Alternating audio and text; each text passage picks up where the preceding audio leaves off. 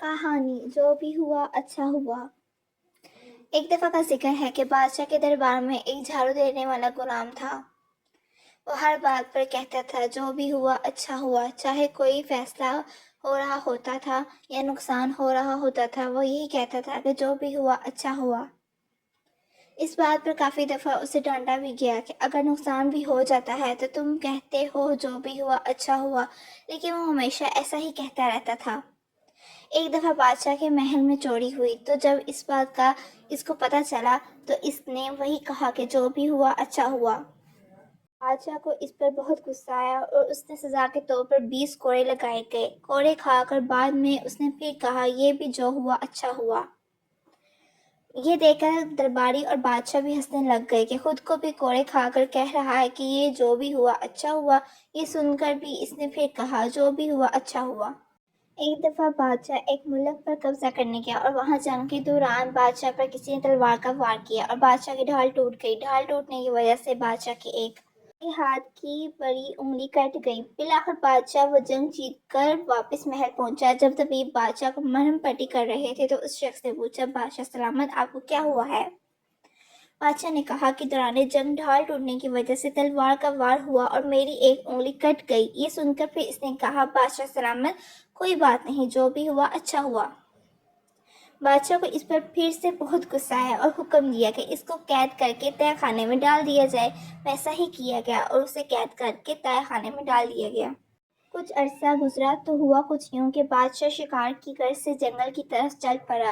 रात हो गई मगर शिकार ना मिला। बादशाह ने रात को वापसी का सफर लिया और घोड़ा सर पर महल की तरफ दौड़ाया, मगर अंधेरा ज्यादा होने की वजह से बादशाह वापसी का रास्ता भूल गया और सारी रात जंगल में इधर उधर घोड़ा दौड़ाता रहा।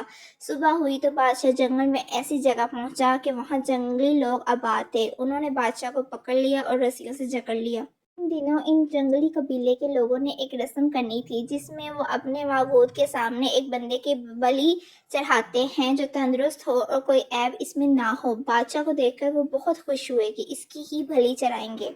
वो बलि इस तरह चढ़ाते थे कि बंदे को माबूद के सामने रख कर इसका सर कलम करके इसका खून अपने माबूद को पेश करते थे। उन्होंने बादशाह को लिटा दिया और बलि चढ़ाने के लिए तलवार लेकर बादशाह का सर कलम करने ही वाले थे कि इनकी नज़र बादशाह के हाथ में पड़ी जिसकी एक उंगली दौरान जंग कट गई थी। तो वो रुक गए क्योंकि वो एक ऐसे इंसान की बलि चढ़ाते थे जो जिस्मानी तौर पर बिल्कुल तंदुरुस्त हो और कोई ऐब ना हो। तो उन्होंने जब बादशाह में ये ऐब देखा तो बादशाह को छोड़ दिया।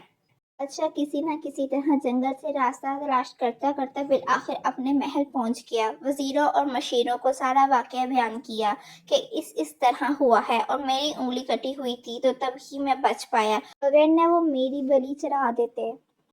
बादशाह का ये सारा वाकया सुनकर एक वजीर ने कहा कि बादशाह सलामत, तो फिर वो झाड़ू देने वाले ने ठीक ही कहा था कि जब आपकी उंगली कटी थी, ये जो भी हुआ अच्छा हुआ। ये सुनकर बादशाह गहरी सोच में गुम हो गया और फिर हुक्म दिया कि इसको फौरन रहा करके बाइज्जत तरीके से हमारे सामने हाजिर किया जाए। जब वो हाजिर हुआ तो बादशाह ने कहा कि तुम कैसे हर बात पर कहते थे जो भी हुआ अच्छा हुआ, चाहे नुकसान होता है या फ़ायदा? तो उस शख्स ने कहा, बादशाह सलामत, मैं इसलिए कहता हूँ कि अल्लाह पाक जो भी हमारे साथ करता है तो वो हमारे हक में हमेशा बहुत ही करता है।